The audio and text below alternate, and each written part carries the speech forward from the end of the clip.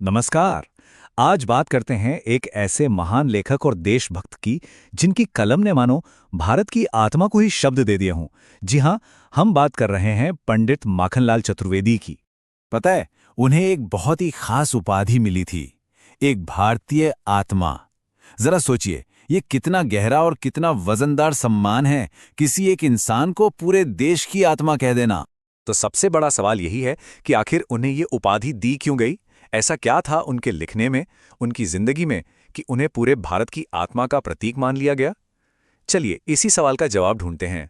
किसी भी शख्सियत को समझने के लिए ये जानना बहुत ज़रूरी होता है कि वो किस दौर में पैदा हुए, किस माहौल में पले बढ़े। तो चलिए कहानी की शुरुआत बिल्कुल वहीं से करते हैं। तो देखिए, पंडित जी का जन्म हुआ 4 अप्रैल 1889 को मध्य प्रदेश के बाबई गांव में। अब सोचिए, ये वो वक्त था जब भारत में आज़ादी की लौ सुलग रही थी। वो हिंदी कविता के छायावादी युग के एक मजबूत स्तंभ बनकर उभरे। ये वो दौर था जब कविता में राष्ट्रवाद और इंसानियत की बातें हो रही थीं, और बस उनकी कलम आज़ादी की लड़ाई की एक बुलंद आवाज़ बन गई। अब आते हैं इस चीज पर जो उनकी विरासत का दिल है, उनकी लिखी हुई रचनाएं। ये सिर्फ कविताएं या कहानियां नहीं थीं, बल्कि ये तो एक पूरी पीढ़ी के दिल की आवाज और सपनों का आईना थीं। और जो बात उन्हें सबसे खास बनाती है वो ये कि वो किसी एक दायरे में बंधे नहीं थे। कविता हो, नाटक हो या फिर निबंध, उन्होंने हर फॉर्म में अपनी कलम का जादू दिखाया। वो एक वर्सटाइल जीनियस थे।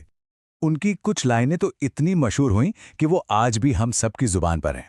ये वो लाइनें हैं जो उनकी सोच की गहराई और देश के लिए उनके जज्बे को साफ साफ दिखाती हैं। ये पंक्तियां हैं उनकी अमर कविता पुष्प की अभिलाषा से। सोचिए, एक फूल भी ये कह रहा है कि मुझे किसी श्रृंगार का हिस्सा नहीं बनना, मुझे तो बस उस रास्ते पर फेंक देना जहां से इस धरती के लिए जान देने वाले वीर गुजरते हैं। देश के लिए निस्वार्थ बलिदान की इससे खूबसूरत तस्वीर और क्या हो सकती है। और ये सफर देखिए, 1918 में उनका नाटक आया कृष्णार्जुन युद्ध, और ये सिलसिला 1956 की कविता युग चरण तक चलता रहा। मतलब दशकों तक उनकी हर रचना अपने समय की एक कहानी कहती गई। लेकिन रुकिए, पंडित जी की कलम सिर्फ साहित्य तक ही सीमित नहीं थी। उन्होंने अपनी कलम को एक हथियार बनाया, राष्ट्र सेवा का हथियार, और पत्रकारिता के जरिए आज़ादी की लड़ाई में उतर गए। उन्होंने प्रभा, कर्मवीर और प्रताप जैसे उस वक्त के बड़े और असरदार राष्ट्रवादी अखबारों को एडिट किया।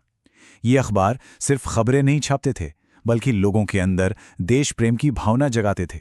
तो साफ है, उनके लिए पत्रकारिता कोई नौकरी नहीं थी, एक मिशन था। अपने लेखों से उन्होंने ब्रिटिश हुकूमत के खिलाफ एक माहौल तैयार किया और ना जाने कितने ही भारतीयों को आज़ादी की लड़ाई में शामिल होने की प्रेरणा दी। अब जाहिर सी बात है, जब कोई इंसान अपना पूरा जीवन देश और साहित्य के नाम कर दे तो उसे सम्मान तो मिलेगा ही। तो चलिए अब एक नज़र उनकी ज़बरदस्त विरासत और उन्हें मिले सम्मान पर डालते हैं। साल 1955, ये साल उनके जीवन और हिंदी साहित्य के इतिहास में एक मील का पत्थर है।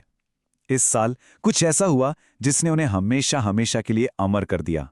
1955 में उन्हें उनकी रचना हेमतरंगिणी के लिए हिंदी साहित्य का सबसे पहला साहित्य अकादमी पुरस्कार दिया गया।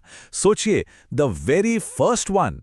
ये सिर्फ एक अवार्ड नहीं था, ये इस बात पर देश की मोहर थी कि उनकी कलम में कितना दम था। उनकी एक और मशहूर कविता है कैदी और कोकिला। इसकी ये लाइनें देखिए। जेल में बंद एक आज़ादी का सिपाही कोयल से पूछ रहा है कि तुम आधी रात को क्या संदेशा लेकर आई हो। ये पंक्तियां उस दौर के दर्द, तड़प और आज़ादी की उम्मीद को बहुत खूबसूरती से दिखाती हैं। तो चलिए अपने सबसे पहले सवाल पर लौटते हैं। एक कलम पूरे देश की आत्मा की गूंज कैसे बन सकती है? पंडित माखनलाल चतुर्वेदी का जीवन और उनका काम ही इस सवाल का जवाब है। उन्होंने जो कुछ भी लिखा वो सिर्फ उनके मन की बात नहीं थी, वो करोड़ों हिंदुस्तानियों के दिल की आवाज थी। और शायद इसीलिए उन्हें हमेशा एक भारतीय आत्मा के तौर पर ही याद किया जाएगा।